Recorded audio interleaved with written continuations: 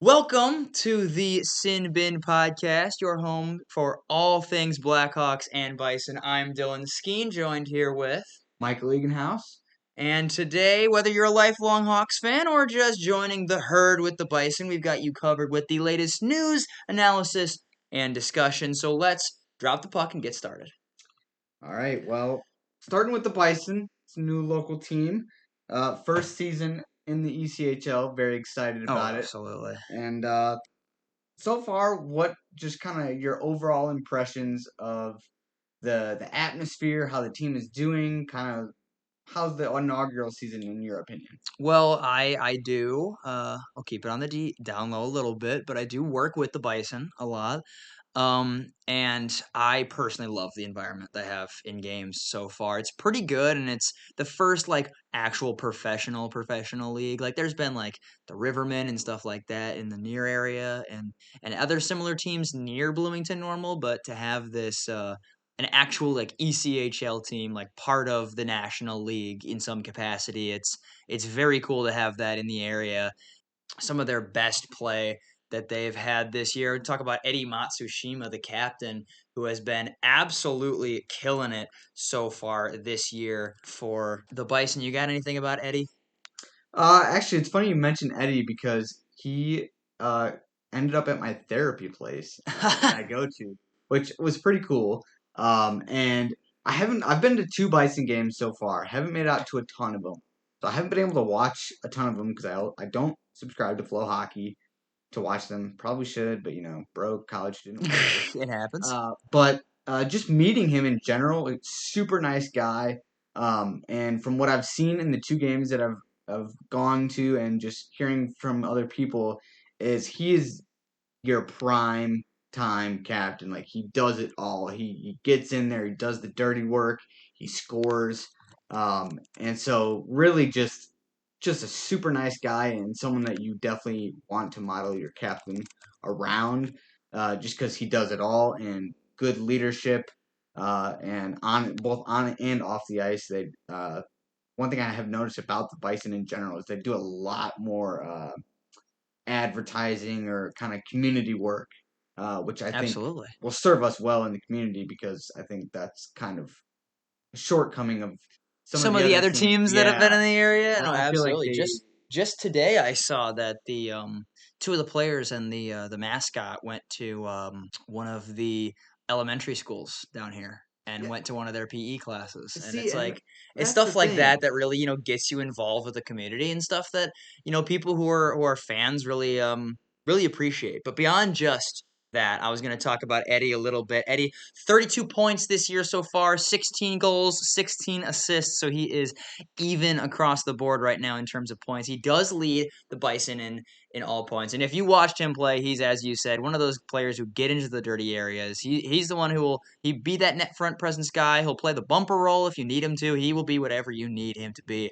And he has been a great captain so far. I'm happy to have Matsushima as our captain. Another guy I want to talk about who has been absolutely killing it this year, Chongmin Lee, number 77. A lot of people have him as their fan favorite, and it's no surprise. He's a very, very skilled winger and just really fun to watch. Smooth skating kind of guy. Just breaking boundaries from what he's done from coming from the Korean League straight to the Absolutely. ECHL and being a top point producer. He's such a fun story in the Bison, and I no wonder he's a fan favorite. Yeah, he's a great hockey player. Absolutely ripped it up in the Korean League. And just probably maybe an hour and a half ago, 2 hours ago, came out that he got recalled back to the national Korean team. Really, Um, I have not seen that press release yet. So yeah, I saw it on Facebook. So I know I saw a lot of reactions. Fans, sad that he's leaving the Bison for now, going back to the national team. But obviously, we wish him all the best. absolutely. As he's done a lot for the Bison. But yeah, I thought that was pretty cool, and as you said, very cool story. You don't see a lot of people coming from that area of the world, Yeah, no, just the Asia League. I mean, and yeah, he's plays for Korea in the Asia League, and there's just you don't see that many people from the Asia League around here. Another thing, there was a social media post I remember seeing from the Bison where they were asking every player what their favorite I uh, saw that this morning. what their favorite thing about Bloomington Normal was, and when Chongmin Lee was asked, he said Fat Jack's the bar, and I'm like, that's the best possible option you could have given. What a I guy! mean, Oh my god! is he wrong though? No, Like, let's be he's right. That's why I'm bringing it up. Like, along with that, someone like Brett Budgel, currently 27 points in 29 games. So in theory, a higher point per game even than Eddie. Budgel has been very good, especially on that second line, because that first line is normally Eddie, Matsushima, Chongmin Lee, and then you normally throw someone else on that top line to just complement those two. It kind of revolves around. It's been Gavin Gould in recent games. He has come back from injury and he's only played 20 games this year, but 10 points in those 20 games. So he's been a good complementary piece for that top line. And then secondary line, again, is a lot of guys who have been called up and called down throughout the year. But guys like, again, as I said, Budgel, Blake McLaughlin on that left winger there. Connor Lockhart's been more of a third line guy with someone like Josh Boyer. But again, this team definitely prides themselves on like a full team identity. It's not a like a top line team. This isn't the Colorado Avalanche, for or sure. I can't say that now because of the Rantanen trade. Now that I realize, but former like they're not the 2022 Boston Bruins with Marchand, Bergeron, and Pasternak absolutely carrying that team on that first line. This is not that team. This is a head to toe, everyone's buying in kind of team, and they've been playing really good in that role. I would say so far this year. Yeah, I think that's something that you bring up that I know me and you have talked about in the past. Like, you know, teams will have their one or two superstars, and that's, usually where you get most of your point production, your scoring, and all that. And you see some teams have success when they only get production from those one or two stars, and then kind of everyone else still does their job, but you don't see as much production. But yeah, with the Bison, I feel like everybody knows their role, they have a role, and they do it really, really, really well, and especially in Absolutely. their first season for a team that's up and coming. Well, especially we've been talking about a bunch of the forwards. I wanna call out Jake Murray, the defenseman. In my viewing of all the games that I've watched, I have to say Jake Murray's probably their best defenseman. They're number one this year so far. Been a great two-way force. He can pot a breakaway goal. He's done that a few times so far this year. But he also can just rip it from the blue line, get a tip in front, and play solidly defensively. That top pairing is Bison play-by-play broadcaster Andy Zilch has dubbed them the M&M's pairing with Jake Murray and Bryce Montgomery on that top pairing, in which, by the way, fantastic naming scheme there for that top pair. But Jake Murray, Bryce Montgomery have been fantastic on that top line. And then there was the trade not too long ago that sent Zach Hoffman and Patrick Bykov here, and that second line of someone like Carter Berger, who leads the all defensemen in points with 21 in 39 games. So having a Berger and Hoffman, that is likely a top pair on most other ECHL teams. So that's a fantastic defense, and that doesn't include someone like Ryan Seedham, who you get to have on your bottom pair, or Case McCarthy when he's not called up. Like this team is fantastic from the blue line, and again, that didn't even bring up somebody like Thomas Stewart, number 22, who's played 28 games for this team. So this is a very deep blue line team, and is again, as you said, everyone's buying into this team. And I'm really excited to see where they can bring it from here. Honestly, I mean, when you look at the standings right now, playoffs are really a toss up right now. It's going to be a photo finish because their rival, the Heartlanders, are currently about 10 points above them in the standings, which is a lot, along with the Fort Wayne Comets about 12 spots above them.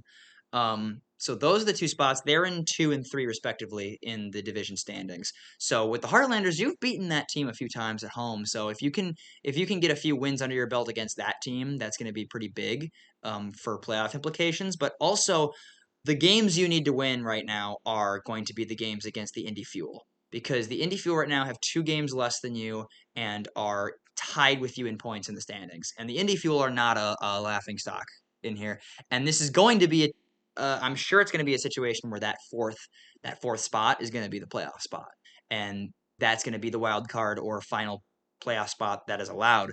So you got to fight for that 4th spot. It's currently held by the Bison, but again, Fuel have 2 games in hand right now on them.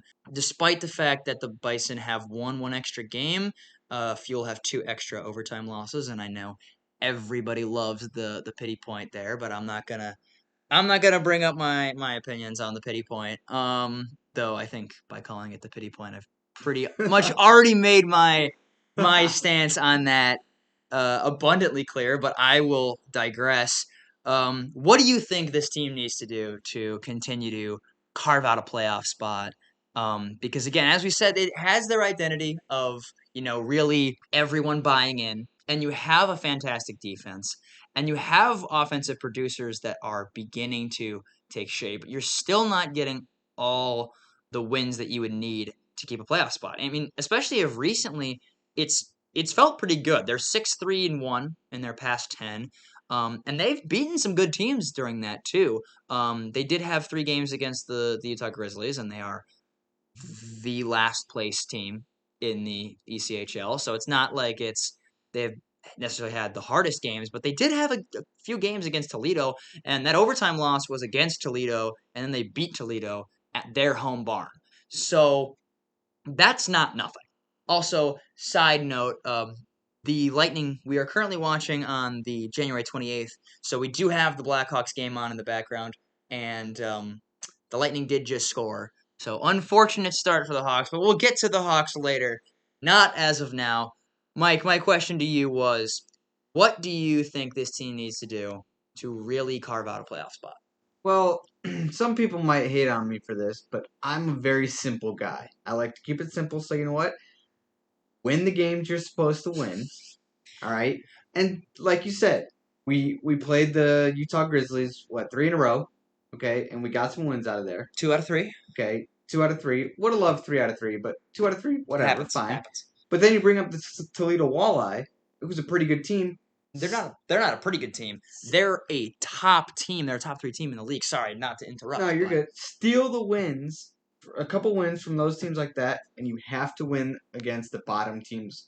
And I I always live by the acronym KISS. Keep it simple, stupid. It's exactly that. Win the games you should, steal a couple from the top teams, and I think they're going to set themselves up for a pretty good chance. Absolutely. I think they just need to keep playing with that style that they have been playing. I mean, there's not much to complain about their play style. They have been doing fantastic. I mean, again, you talk about the Toledo. You stole a win from Toledo at their home barn. That's not nothing. They only have 10 losses this season, 6 in overtime, but you didn't beat them in overtime. You beat them in regulation. So one of those 10 regulation losses is from the Bison. The only team above the Walleye in the standings right now is the Florida Everblades. And I don't need to talk about the Florida Everblades. Florida Everblades 3-time Kelly Cup winners in a row right now. They are by far the best team in the ECHL. It feels like it's the early '80s Islanders at this point. Like it's just they're won 3 in a row. I wouldn't even be surprised if they got a 4th in a row this year. We'll see when it comes to Kelly Cup playoff time, but that's a team that is going to be incredibly hard to beat. Luckily, don't think they have any games against the Everblades scheduled. So that's good for the Bison. But again, games on your schedule, especially in division, especially those Fuel, Heartlanders, and Cincinnati Cyclones games, you got to win those. I mean, those are huge. If you want to make the playoffs, and they definitely distance themselves. I mean, earlier in this year, it was Kalamazoo who you were fighting against, and then Kalamazoo went on their current 2-7-1 streak, which is shocker, not that good. And Cincinnati was really bad to start this year, but they've kind of picked it up as of late against 7-2-1 in Cincinnati's last 10. So they've been on a heater recently, but Cincinnati, Indy, Iowa, you got to beat those teams. If you want to make a playoff spot, you got to really push against those in-division teams. Not to say that those out-of-division team games don't matter either, but if you're talking about the games that matter the most, especially right now as you start to head down the stretch, it's not really fully down the stretch yet, but as we start to head down the stretch of games getting into February, March, April, It's crunch time. it's crunch time. It's starting to think, okay, where are we in the standings? How do we stay in a playoff spot? And how do we find a way to win the games that we haven't been winning as well? Like the games against the Heartlanders that you lose. I think the most important games, especially I've coached before in my experience, and the most important games are the games you lose because those are where you can look at and say, okay, what did we do wrong? And what can we do differently next time to fix those problems. Like especially that walleye game, there was a couple things where you let the other team take over in the second period, and you can't just be given a team opportunities, stuff like that. But that's big for the Bison. Again, currently in a playoff spot. Let's hope they can stay on that trajectory. Anything else you have on the Bison right Just overall, I think we're going to learn a lot about this team coming down the stretch and seeing if they're going to hold the playoff spot. And I think talking about just kind of going back to when we were talking about the advertising and kind of the fan base in general, I think that whether they make the playoffs or not is going to have some sort of impact on this community and whether, we always talk about how many teams we've had Bloomington normal. We probably, I've lost count. Probably we've had 5 or 6 Prairie teams. Thunder. I mean, I wouldn't count the Rivermen necessarily, but they're pretty close. Some people really Yeah, do like that team down here. And had on, the Aces, the Blaze. yeah, I mean, we've had a lot of teams in Bloomington normal, and they just can't seem to stick around. And I think if we make the playoffs, then I think this community is either they're gonna show up and show out because I think not only is this the highest level of hockey, but you make a playoff run and people are going to come, and that's a good thing. So exactly. if you And haven't been to a game, go to a game oh yeah, because they are fun, and it's going to be really fun fighting for the playoff spot. oh absolutely. I mean, I think head coach Philip Barsky has done pretty darn good in establishing an identity for this team, especially with a team that's in its first year, trying to establish itself both in the community and in the league. Philip Barsky's been fantastic for a head coach for them, and he's definitely built this group to have a very structured identity, very solid. And again, the Bison live and die by their defense. And their offense is again, they have some fantastic pieces, some really interesting pieces. But again, this is also a league that you're going to get call ups. Like Blake McLaughlin was absolutely that net front guy as well, and the guy that you could rely upon, and he got called up.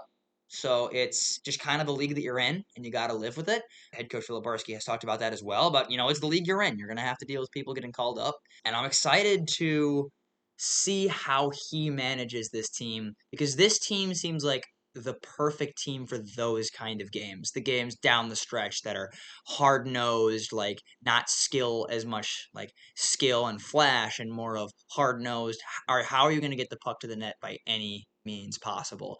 I feel like that's the kind of game that the Bison are really going to thrive in, and that's why I think that once it's in the playoffs, anything goes. Anything goes in the Amen. playoffs. It's you can be the 1 seed, you can be the 8th seed, doesn't matter. You can be the 2012 Kings and be the 8th seed and win it all, or you can be the 2013 Blackhawks and be the 1 seed and win it all. It really depends. It's just hockey's one of those games that I would not at all really say luck based. I mean, though luck does have a little bit of a role to play, but I would say more of it's a game where you can make your own luck, and whoever wins. It's a game that you really don't know. Like think of like football right now.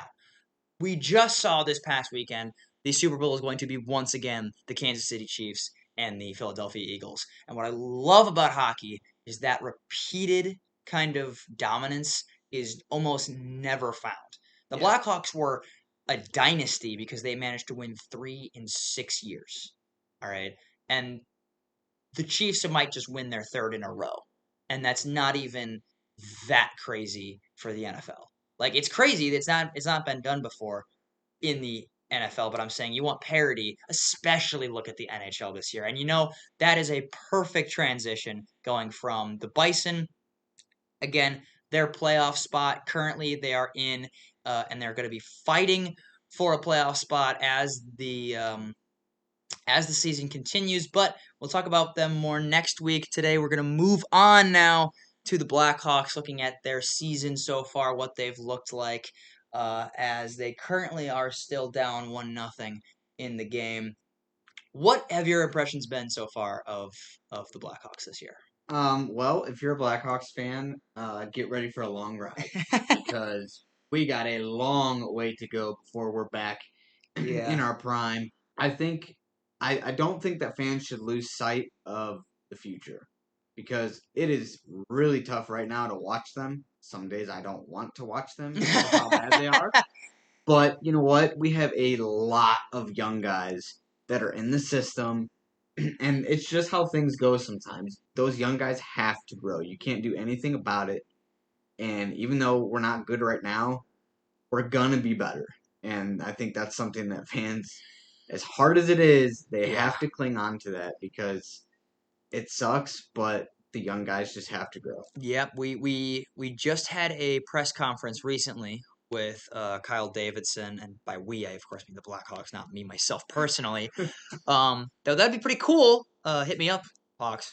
They just had a meeting with the media, and Kyle Davidson talked a lot about how people have been angry about how the Hawks have done this year. And yes, I understand. I mean, this was supposed to be the year they take their jump out of the basement, and they're currently in last place, so they're not out of the basement. But he talked about the prospects in pressing, and I want to talk about them for a second because between the two of us, I would definitely say I'm probably more of the prospect guy because I love looking at prospects. I love looking at the NCAA, AHL, junior leagues in the WHL, OHL, stuff like that. See what people are doing. See who the next rising stars in the game is.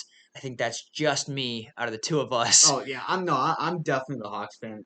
Sit there and watch them and pull my hair out, because I do watch the prospects. I want wins now, and Yeah, I'm not that guy to not as patient. No, no, no, no.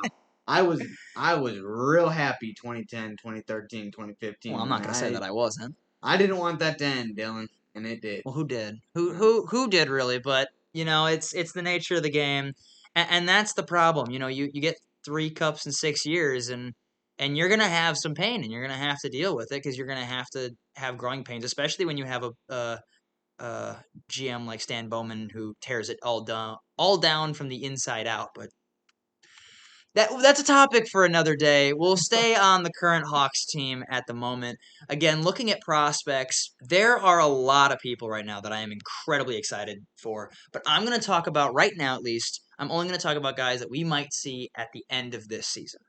So, starting from least exciting, I'll say, though they're all pretty darn exciting. Starting with the least exciting, in quotations, is Aiden Thompson. Plays for Denver. There was a lot of people who thought that there was going to be a different trade with Colorado, and we'll get to the trade that did happen in a little bit. But when Cal Davidson was looking at Denver, he said, "No, I was just watching our prospect Aiden Thompson," and that's completely reasonable because Aiden Thompson has been fantastic this year. Last year, 11 goals and 19 assists for 30 points in 44 games.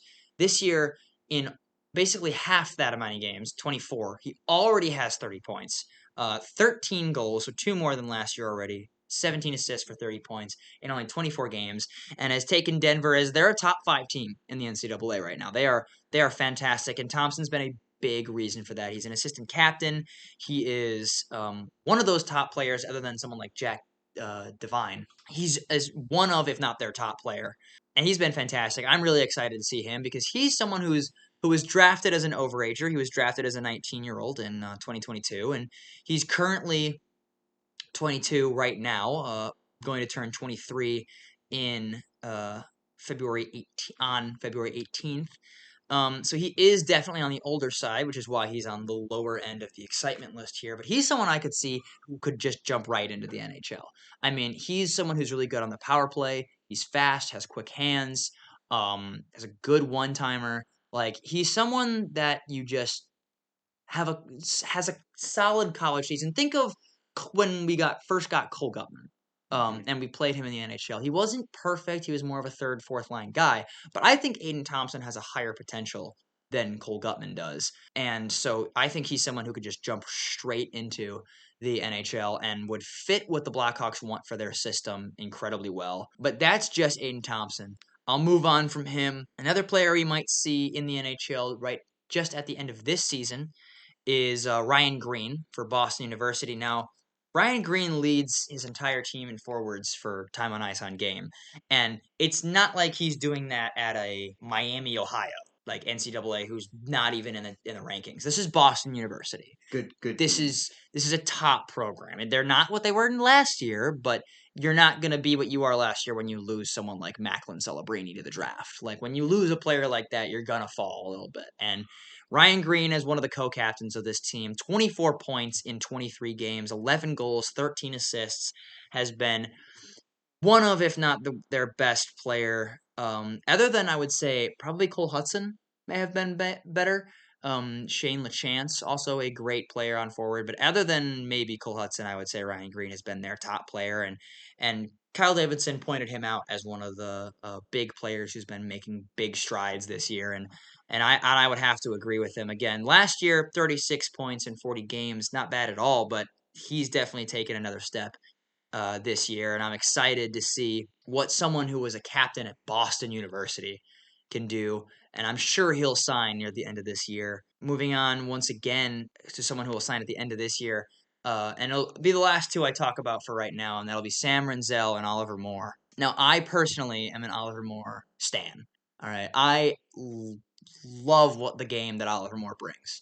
People are very down on Oliver Moore because he does not have flashy production. And he was drafted as someone who people thought Oliver Moore was going to be a top 10, top 12 pick in the 2023 draft. And that's not a slouch of a draft either. That was a major draft. So when you have someone who is thought of so highly, only putting up about 20 points in 26 games for University of Minnesota, it's a little disappointing, and I understand why. But I would tell people who are disappointed to just hold on. I get it. All right. He's not producing at the perfect level you'd want. He's producing this year even a little bit lower point per game than he was last year at 33 and 39.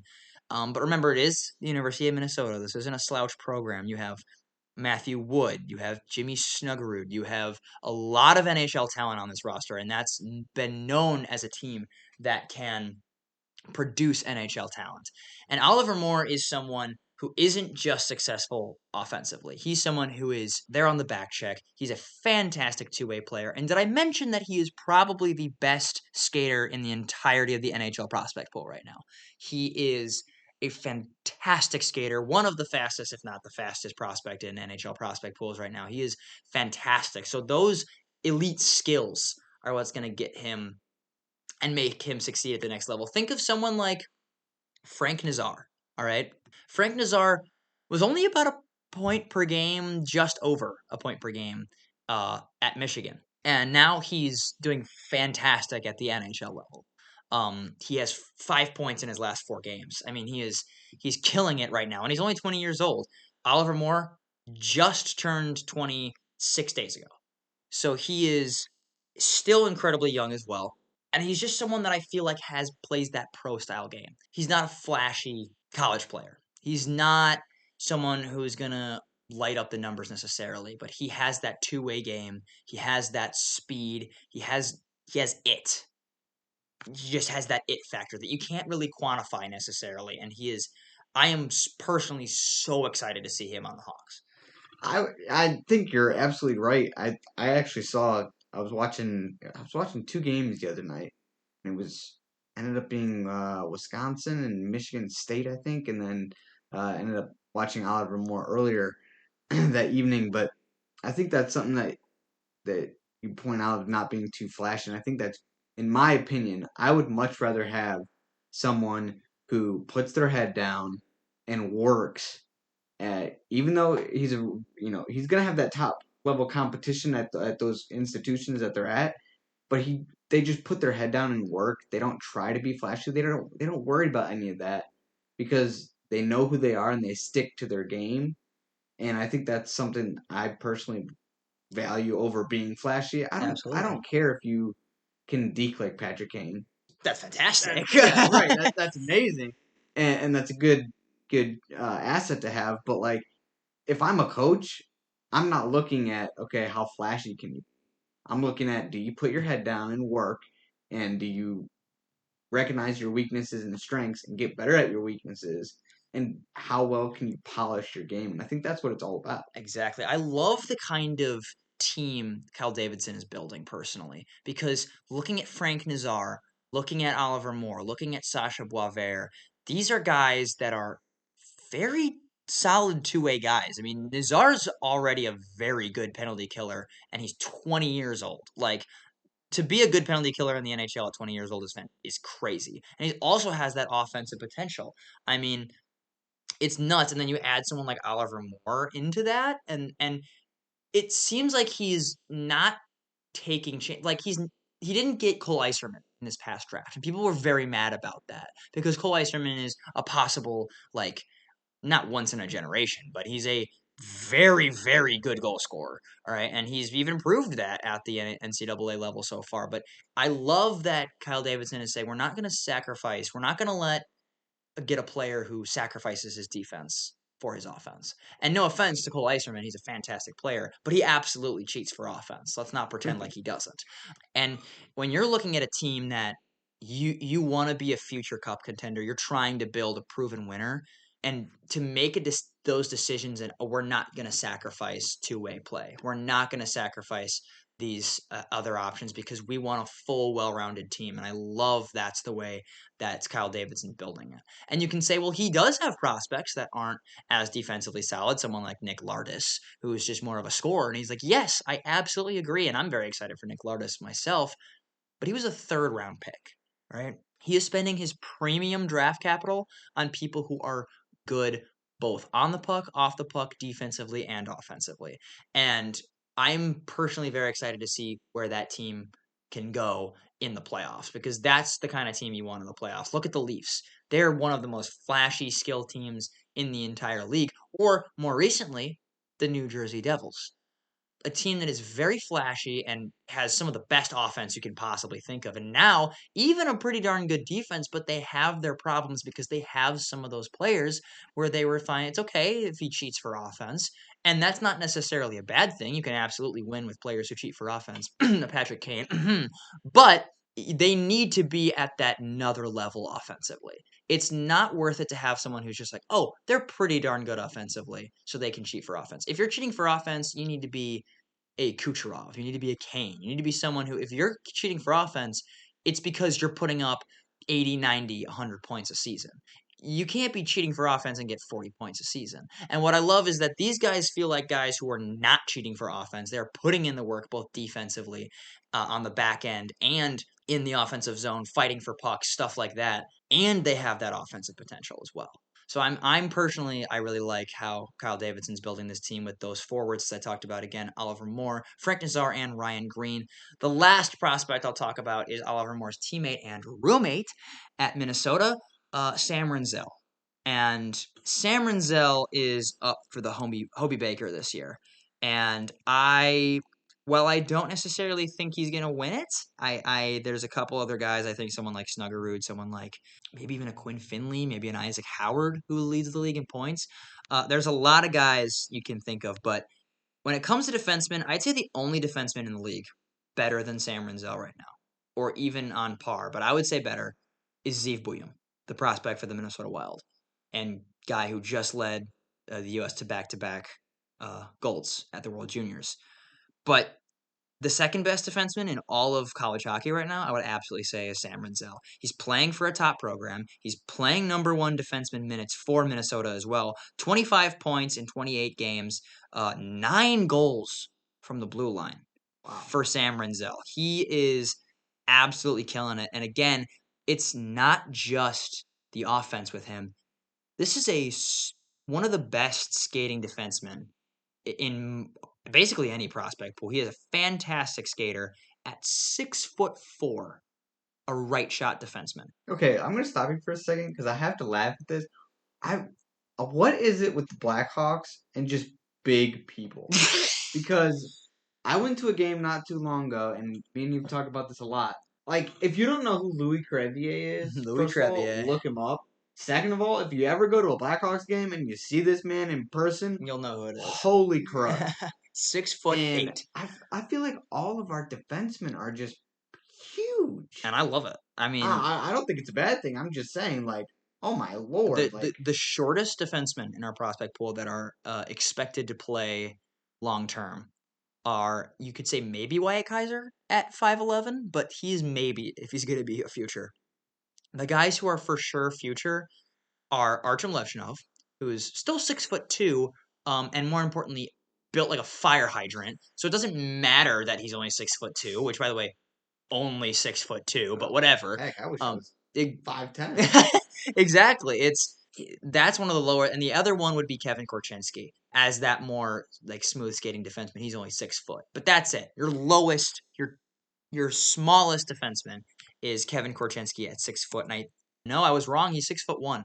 So 6'1" is the shortest defenseman on your team. Then you have the fire hydrant of Artem Levshinov, and then 6'4" Sam Renzel, 6'6" Alex Vlasic, 6'8" Louis Crevier, and then someone like Ethan Del Mastro at 6'3". Like, you have a very tall defense, and again, a very smooth skating defense as well, which is something you love to see. But back to Renzel himself, even if he wasn't the second best defenseman in the NCAA, this is a tall, smooth skating right shot defenseman. You could probably get a first round pick just for those criteria alone. Because, I mean, look at Seth Jones. I mean, Seth Jones, half the reason he's so beloved, I mean, one, he has a pretty good offensive game, but the other reason he's so warranted by the league is because he is a tall, right shot, smooth skating defenseman. And those are not very common in the NHL. So Sam Renzel is already a unicorn in what he is. And now he's producing at this, like, the second best or best defenseman in the entirety of the NCAA. People should be very excited for this. I mean, you know who else was a really good number one defenseman for Minnesota most recently? Brock Faber. Now, I'm There you not go. I'm not saying that Sam Renzel is going to be Brock Faber, because that would be absolutely ludicrous. But I am saying that while I don't think Sam Renzel is necessarily as good as Brock Faber isn't 6'4". Right. So Sam Renzel has something on him, and he has that kind of value and potential in the NHL. So beyond just how good he's playing, he has value just on his skill set alone. So Sam Renzel, another person I'm very excited. He's probably going to slot into that top four of the eventual Blackhawks, and I'm excited to see what he can do if he does get called up to the NHL or AHL at the end of this year. That's it for now for my prospects. I'll definitely have a little prospect segment during all of our podcasts, but for now, that'll be the end of our prospect talk. Those guys are the guys I'm excited to see for the end of the year. We'll move on to our recent games. First period just ended for the Hawks, 1-0 Lightning in favor of them, which has kind of been the story this year. A lot of losses, as we've been talking about. And again, it might be a good thing. We did want to get out of here. We did want to get out of the basement, but think of these top prospects right now. I mean, imagine what you can do with a Michael Misa or a James Higgins. And yes, I know Matthew Schaefer, number one. Many people have Matthew Schaefer as the consensus number one right now, left shot defenseman. And I've done my research on Matthew Schaefer, and I can see why everybody has him as the consensus number one. But as the Blackhawks, your top four is going to be Artem Levshinov, Sam Renzel, Kevin Korchinski, and Alex Vlasic. It's pretty much already set in stone at this point. You don't draft a defenseman second overall if you're not going to have him on your top pair. And Alex Vlasic is already playing number two defenseman minutes as a 23-year-old. Kevin Korchinski, number 7 overall pick, and just made an AHL All-Star. So Kevin Korchinski is going to be there on that left side as well in that top four. And then again, I don't need to reiterate on Sam Renzel on how good he can be. So your top four is pretty much set, and you have good depth in people like Louis Crevier, as we just mentioned, Ethan Del Mastro, even maybe a Wyatt Kaiser, someone like that. I would bring up Isaac Phillips if we didn't just trade him, but that was for more of Isaac Phillips because uh, with all the guys we just talked about, he doesn't have any room. And Isaac Phillips is good enough to play in the NHL. Personally, I think he could make Winnipeg's bottom pair right now, but I digress about Phillips. Your defense is set, and personally, as much as a great option that I think Matthew Schaefer would make, I don't think you need it. And I think if you're the Blackhawks and you get the first overall pick, and there's someone who's third overall or something like that, who's willing to offer you like a really nice pick or something to move up, I think you take it.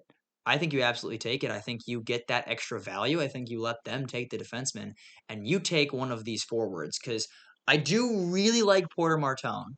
I think he would be good on Bedard's wing, but the top two for me are Michael Misa and James Higgins. Michael Misa and James Higgins, both centers, both of them I feel like are number one center potential.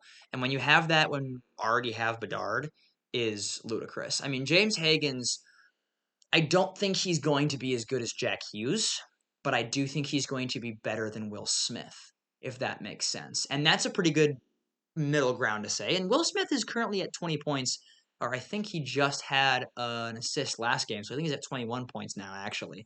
19 years old, half a point a game in the NHL right now. I think Higgins is better than that. And that is saying a lot. Higgins has the creativity. He showed it in the USNDP program last year. He's showing it at Boston College this year. Yes, he has Ryan Leonard and Gabe Perreault on his wings, two of the best NHL prospects in the league right now. But he's putting up over a point per game as a rookie and one of the youngest players in the entirety of the NCAA, and that is not something to look past. I mean, Mm-hmm. you know who were the past two people that were those rookies that really put up a point per game or higher? That was Adam Fantilli and Macklin Celebrini. And if the guy that you get can be anywhere close to those two I'll take or a Will Smith, I'll take it. I'll take it. it. I'll absolutely take it. And just his creativity, imagining that, like, I'm just thinking of like you could put James Higgins as your second line center and then move Nazar to the right wing and put Oliver Moore on the left wing. Have the full USA second line. Oh, it would be gross. Oh, it would be so gross. I would love it. Or or you could take Michael Misa. He seems like a speedster, and again, this team definitely seems like a team that runs on speed. I mean, Reichel, Oliver Moore, as I already mentioned, Frank Nazar, Connor Bedard. This team is built to be a team that relies on speed in the future, and I think Michael Misa adding another speedster that has the potential to be that number one center. I mean, Michael Misa's over 2 points a game right now at the OHL level as a 17-year-old. Or I think he just turned 18. But that's ridiculous. Both Michael Misa and James Higgins, I feel like, would really complete that duo. Because think of even just the Hawks past. It's always a duo that leaded them offensively. It was Tays and Kane. Before that, it was Roenick and, I mean, you could say Roenick and Chelios, but I would say Roenick and Amonte. Before them, it was Larmer and Savard. Before them, it was Hola Makita. The entirety of Blackhawks history has been centered around two major offensive pieces. And I feel like this is the draft where you can grab that other major offensive piece because you don't need to grab another defensive piece. Even if it is, it's a luxury pick. And you're on a rebuild right now. You don't have the option to have a luxury pick. Even as nice as Matthew Schaefer is, if you can't take a luxury pick right now, especially after you took Artem Levshinov last year. And I know people didn't like that pick, but I'm totally fine with it. I really like his development so far in the AHL, and so you have your defense again kind of set. You don't need to Mm-hmm. add on too much, and if you do, it's a luxury pick, which is an option you don't have. So I say if they get the number one overall pick and somebody wants Schaefer, I'd trade down to second or third. If someone with fourth wants it, I would consider saying no, purely because I think James Higgins or Michael Misa are those game breaking offensive talents. I think they have that first line center ability and possible future outlook.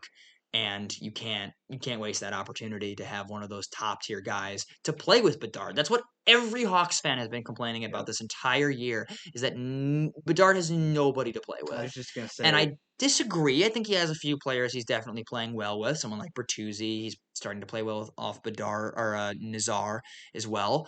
But I would agree that especially in the future, you need that major offensive piece. I talked about guys who are not sacrificing defense for offense. That's Frank Nazar. That's Oliver Moore. That's all those guys. But you do still need those guys to produce major amounts of offense. Yeah. And I think Michael Misa and James Higgins are those type of player, and they don't even sacrifice their defense necessarily.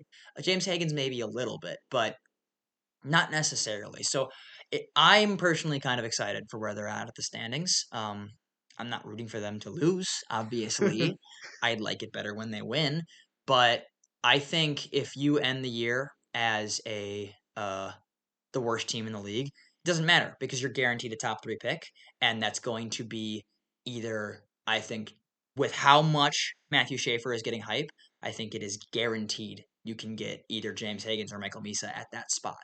And even if you fall to four, I'm not complaining with Porter Martone. Porter Martone's a 6'3", kind of like a Matthew Kachuk type player. I don't necessarily know if his potential is that high, but he does have that option. He's near 2 points a game in the OHL right now as well as that kind of elite winger, and I would not dislike it if that's what they go for. But enough with the future and prospect talk. We'll talk a little bit about both the trade deadline coming up. There's been news, people like Ryan Zanato on the block, but I want to talk before we get fully into that.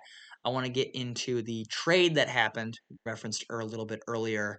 Um, the Taylor Hall trade, and I want to know your opinions on Well, looking at the trade, I say this with a grain of salt because I'm not sure that there was much that the Blackhawks would have gotten out of it. But I feel like I feel like every year, if there's a trade, it's always a Chicago team that gets fleeced. that. I feel like the Blackhawks definitely got fleeced. Again, not sure that they could have done much to get anything more. So I'm glad they got something for Taylor Hall. But it does. I mean, it adds a wrinkle when there's a 3-team deal. But I personally, I didn't love Taylor Hall, but I didn't hate him. He wasn't necessarily someone I thought was going to get traded 100%. But when you're talking about a rebuild like we've been talking about with all these prospects, a pick is never a bad thing to get. And Exactly. especially your own third round pick is going to be a high third round pick. Exactly. That's something that I wanted to mention. When I first saw the trade, I was annoyed. I said, you traded Taylor Hall and retained half of Mikko Rantanen's salary, and you only got a third round pick out of it. But the more I did my research and the more I looked at it, I have come around a little bit on the trade. Because one, Taylor Hall is an all offense. Let's not pretend like Taylor Hall's a defensive guy. He's not. He is an offensive producer who is only producing at about a half a point a game right now. Currently playing on the fourth line on what is, let's be real here, the worst team in the NHL. So if you're an all offense guy and you can only play on the fourth line on the worst team in the entire league, and you're only producing a half a point a game as an offensive guy, your value isn't going to be entirely too high. So when I found out later that Taylor Hall's value was like a fourth or a fifth, I said, okay, that makes more sense. You're also getting, again, what is essentially a second round pick here. I mean, you're getting the Blackhawks' own third round pick back, which, if you want to think about it like that, this trade was made for Jack Pridham because the pick was initially traded for Jack Pridham last year during the third round. And Jack Pridham has been doing pretty good, over a point per game in the OHL, going to Boston University next year. He could be something, he could be nothing. Don't know. It's a third round NHL draft pick. It's really up in the air on if he's going to be doing anything at the NHL level in the future.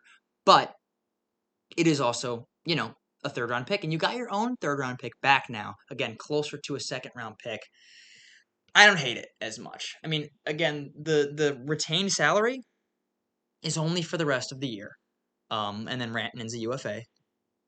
So you have essentially 3 months, 4 months of retained salary on a player, and trading away a guy who it really doesn't seem like the Hawks were going to re-sign anyway. And this is no shade to Taylor Hall. I like Taylor Hall. I'm glad he did what he did, and he was a mentor for Bedard too, and I really do appreciate that as well.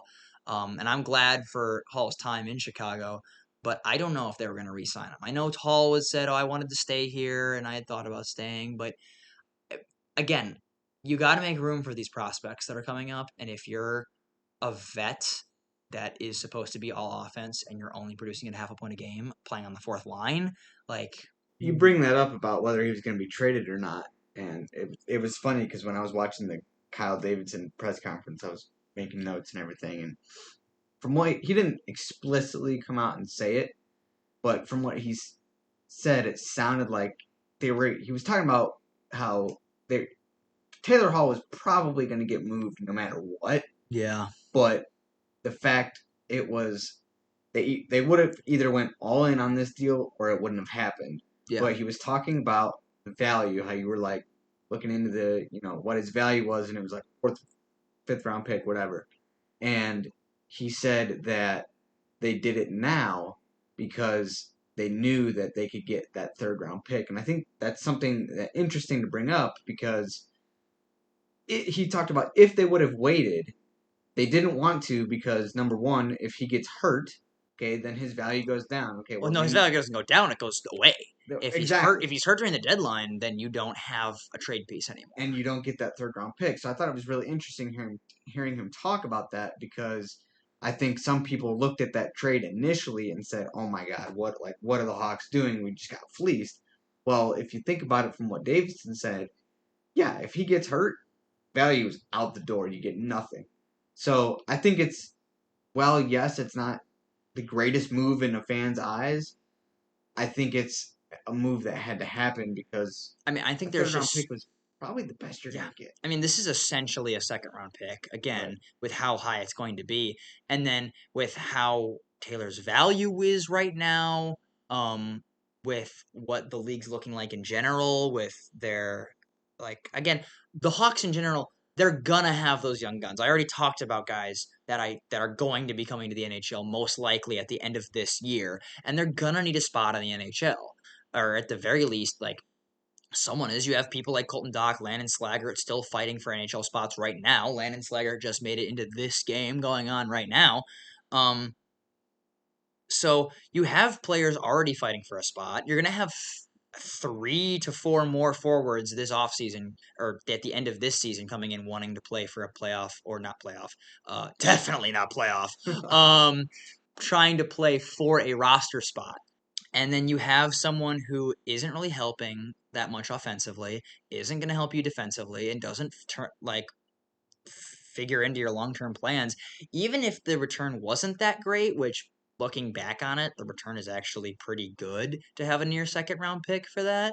But even if the value wasn't good, just moving someone out is probably the best move.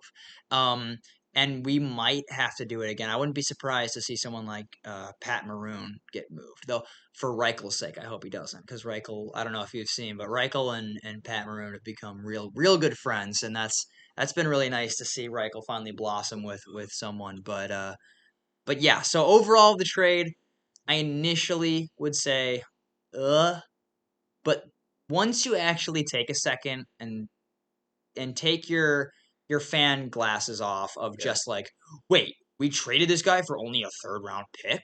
Like if you look beyond the surface of the trade and actually look at value and what that third round pick is to the Hawks, I think it was a good move.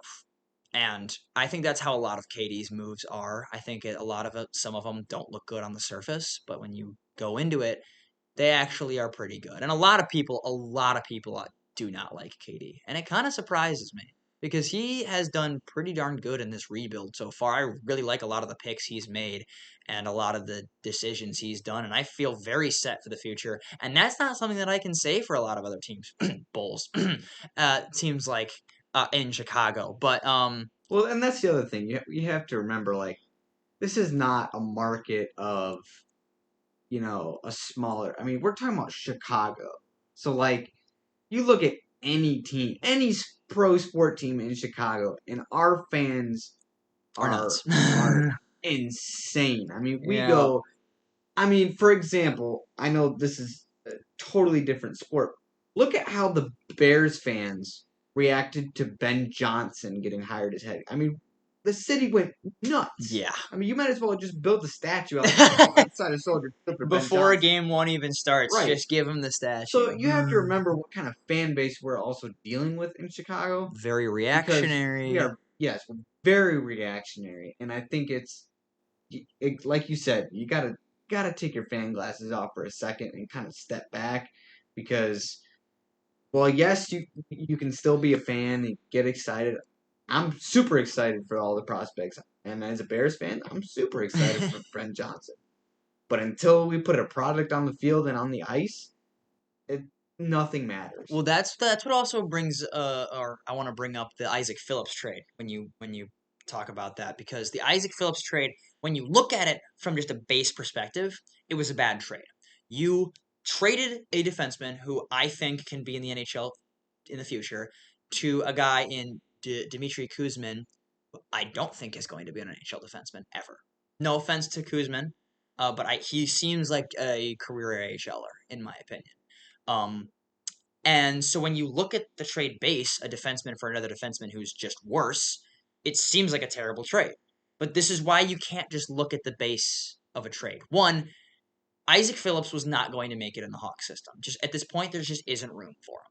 And I am super happy with Phillips. I mean, he was a fourth round pick. He wasn't ever expected to be anything. Or sorry, no, I'm wrong. Not a fourth round pick. He was a fifth round pick in 2020. He wasn't expected to be anything. And he turned out to be fantastic for the Ice Hogs, called up for a few games for the Hawks. I liked how he played then. Like, this wasn't someone who you drafted and were like, okay, this is going to be part of our future core. This is a guy who's like, oh, maybe he'll be something. And he turned out to be something. So Right. it's not like you invested a lot of capital into this guy. And this is a business, yes. But personally, I like it when my business is good to its employees. All right. Yeah. And so I really appreciate it. Like, think of it as we were just talking about the Bears. Think about it for Fields' trade last year. All right. They could have gotten more if they traded him to a different player, a different team, but they traded him to the Steelers because that was going to be what's best for the player. And sometimes if the value is not going to help your team that much, again, the difference in value probably would have been a fourth round pick compared to a sixth round pick for the Bears. For this, maybe you could have gotten more if you traded Phillips or didn't trade Phillips, and technically you have higher value with just keeping him. But you should care about the person and the player as well. And at this point, Isaac Phillips is I think, going to succeed somewhere else where he's given an actual opportunity to play NHL minutes. And I think Winnipeg in particular has an opportunity to play, especially on their bottom pair. And I really hope Phillips gets that opportunity because I think he could run with it absolutely. Um, so even if it was just Isaac Phillips for future considerations, I would understand that trade for Phillips because, he gave all he had for your AHL squad and partially for your Blackhawk squad, and you don't need him anymore. Do something good for the player. Like, repay him and give him an opportunity to succeed in the NHL. I love that move from KD. Even if people will say from a value perspective, you're losing value, it's like a fourth round pick value. You're All right. losing value, but also at the same time, like you said, it's a good problem that he was fighting for a roster spot. When you Exactly. have people fighting for a roster spot, guess what? That means your team is getting better. Exactly. So if you have those roster spots being fought for, it means your team is getting better, and you also look like a good person if you do exactly what Davidson did and give him a Or chance. That's what you should. it's not that you're looking like a good person, it's that you're acting like a good Right. person. And that's really what matters. So I personally am proud to say that KD did that as my GM. I'm happy that um my GM isn't just care about the numbers and best, and you're right, maybe he wouldn't get the perfect value, but do you really want to win your cup like the Vegas Golden Knights? Do you really want to be the we don't need Fleury anymore, let's trade him in the offseason for nothing? Jonathan Marchessault, our Stanley Cup MVP, let's just let him walk in free agency. Like I get partially it's a business and you need it to be a business and you can't have always longingly hold on to players that you love or something like that. But I would rather be the Chicago Blackhawks than the Vegas Golden Knights. And I'd rather be a team that cares about its players and Yes. wants them to succeed, even if they're not doing it for that team. other than just holding on to it, say, no, it's my value. I got to keep my value. And this also isn't even bringing up the other half of the equation here, which is Dmitry Kuzmin. He's not perfect, and he's probably a career NHLer, but he is Artem Levshinov's very good friend. He played with him in Belarus. He's a fellow countryman. They played together in the World Juniors down there. I'm pretty sure. Don't fact check me right now, but I'm pretty sure they played in the World Juniors. Obviously, it's Belarus. It wasn't Division 1, but I think it was Division 1B that Belarus is in. And they played together there, and like, I'm sorry, but even if that has a chance of improving Artem Levshinov, which Take it. he kind of improved like right after that trade happened, like even before Kuzmin has been playing, because he hasn't played yet for the Hogs. Even without him like playing yet, Artem Levshinov took a little bit of a step, and even if it takes a chance to make your number 2 overall pick a little bit better, I think you take that chance because you talk about value. How about your number 2 overall pick wanting him to succeed, so giving him people he cares about to surround him? How about that for improving your value? So I would say, personally, I loved the trade. And I just saw everywhere, this is a terrible trade. You're literally just trading a defenseman for a worse defenseman. And I'm like, yeah, but that's such a base level way of looking at it. It's like people who judge prospects purely off point production, which is why people don't like Oliver Moore. It infuriates me Well, and there's because more. There's more to a team than just their point production. exactly. That's what they talk about all the time. What do they talk about? They talk about locker room chemistry. They talk about the inner workings between the GM and the coach. Like, these relationships matter, The and people relationships don't matter. realize. The play style matters again, which is why I've liked KD, because he's had a play style. It's fast and two-way. He's had that, and he's put that into basically all of his draft picks. The only one that I could say wasn't that one was Bedard, first overall in 2023. But that's because it's Connor Bedard. Like, you make an exception for Connor Bedard, all right? He's not necessarily the perfect two-way player, but it's Connor Bedard. You make an exception for an elite talent like that. Right. And other than that, he's had a very specific type of player he's drafted continuously. And I love that he's had this environment that's both like welcoming and positive to its players. Like you talk about free agency, like people really want one of those top free agent picks this year in either Rantanen or Marner. And I get it. I want one of those too this offseason. If you treat your team like the Vegas Golden Knights, you're not going to get one of those top teams, especially if you're a bottom feeder. But if you can go to teams and say, hey, we're known as one of the nicest and one of the most caring about our players teams. And also you get to play with Connor Bedard. Right. Then your sales pitch to potential free agents becomes so much easier. And people will be like, I would love to play there. It's an original six franchise. It's a major city. I get to play with Connor Bedard and they're good to their players. Like, how is that not one of the most enticing destinations if you're a free agent? And now with the Hawks, especially if the salary cap goes up, they're going to have plenty of money to spend next year as well. Like, that is a really good recipe for a top free agent. And as a team that is dying for a top free agent to play with Bedard, it has been reported on by multiple sources that they are looking at both Marner and Rantanen this summer. And I think that is a very, very good idea. Insane. Exactly. Woo. Imagine getting one of those players to play with Bedard. And then you get multiple college players this year as well, and then people like maybe Colton Dock take a more full-time role. Nazar would be full-time and has another year under his belt. Like, your team might take a step as soon as next year. And don't forget about the goalie prospects either. Exactly. Drew Comesso has been fantastic. Soderblom's killing it. I mean, he's the starting goalie right now in the game against the Lightning and has only allowed one goal so far against a team that's pretty darn good. Like, again, the biggest thing I will stress as we wind down our podcast here, the biggest thing I'll stress if you're a Blackhawks fan watching is patience. Yep. And I know that's really hard to say. And I know now that it's 2025, it's been a decade since our last cup. I know that preaching patience is falling on deaf ears at this point, and I get it. It's annoying. I don't want to wait any longer either. I want to have a good team too. But trying to rush this right now is just going to make everything worse. Yep. You know what happens when you rush a rebuild? You get the New York Islanders. You get people who say, okay, well, we need to make a rebuild right now. And you get people who, again, sacrifice something for something. Think of Mika Zibanejad. No offense to Mika Zibanejad, but I would not say he is a complete player.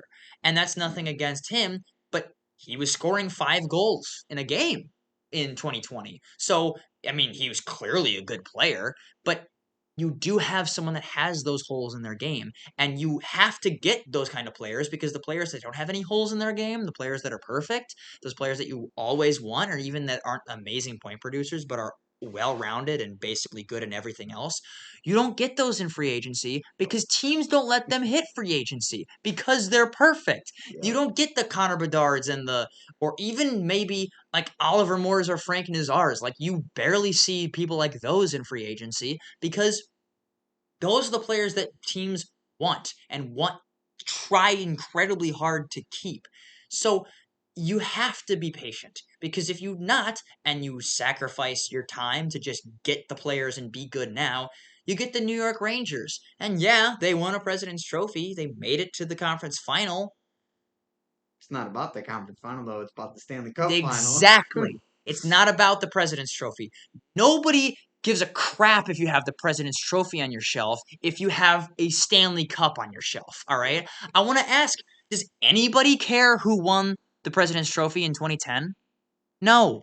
They care about who won the Stanley Cup in 2010. That was the Blackhawks. Does anybody care about who won the President's Trophy in 2017? Do you remember? No. I think it was the Washington Capitals. Oh, yeah. But who cares? Because that's not who won the Stanley Cup. The Washington Capitals lost to the Pittsburgh Penguins, who eventually went on to win the Stanley Cup. And everybody remembers 2017 as the year the Penguins won the Cup, not as the year the Capitals won the President's Trophy. So, if you're looking at this, it's about the Stanley Cup. It's not about being able to be good right now. And I know preaching patience is hard and annoying. I know it's annoying. But just wait. Yep. Just have some patience. 2 to 3 years from now, Oliver Moore, Sam Renzel, Frank Nazar, Connor Bedard, all of them are going to be full time. I mean, Connor Bedard's already full time, but Connor Bedard's going to be like 22 or something, and not a teenager in the NHL. Who's, I mean, if he's putting up point per game as a teenager, what is he going to be able to do as a 22-year-old on a team that doesn't absolutely suck the offense out of everything it touches? Like, Connor Bedard's going to be gross. All right. And you continue to surround him with the talent. Just be patient. Some of these prospects aren't going to work. All right. It's the nature of it. Some of these guys aren't going to work. It's a possibility that Oliver Moore doesn't work out. There's a possibility that Nick Lardis can't score at the NHL level. All of these things are possibility. That's why you have to be patient and you have to overcrowd your prospect pool a little bit so that they can fight for those spots and that the best of the best will make it on the team. And that's how you get the best of the best, is by drafting smart and then having your prospects really battle it out and have the best of the best make your team, because that's what's going to make this team good in the future. That's what's going to make them a possible Stanley Cup contender in the future, not trading for someone who's going to help them now. It's just going to make everything worse. It's just going to delay the rebuild. You know that this team would probably be good by now if the Seth Jones trade happened. And that's not against Seth Jones necessarily, but you traded multiple picks and prospects for a defenseman, at a win now defenseman. And now looking at some of those prospects, yeah, maybe Adam Boquist wouldn't have been a future top 4 guy for the Hawks, as he's not really top 4 right now for the Panthers, but it's one of those things where you just have to be patient. There's definitely a method to the madness. Exactly. You gotta rebuild right, because if you don't, it sets you back even further. But I think, in my opinion, Davidson is doing it the right way, and it starts with your prospects, and you use free agency to fill in the holes, but it all starts with the draft, in the prospects, with the draft, and I think that's exactly what Davidson's doing. Even though It's it gonna take some sucks to time. wait. Yeah, no, and the biggest thing you said there is I love to hear is when you said because if you rush the rebuild, it's just gonna take longer. Because you're right.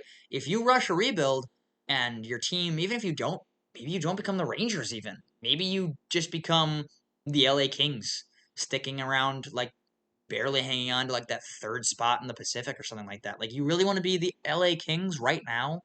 Like no offense to the LA Kings really, but like I want to be the right now Winnipeg Jets. I want to be the right now Washington Capitals, though the Capitals are kind of a bad uh, idea because they retooled incredibly well, but they're a weird case. The Capitals are a different case.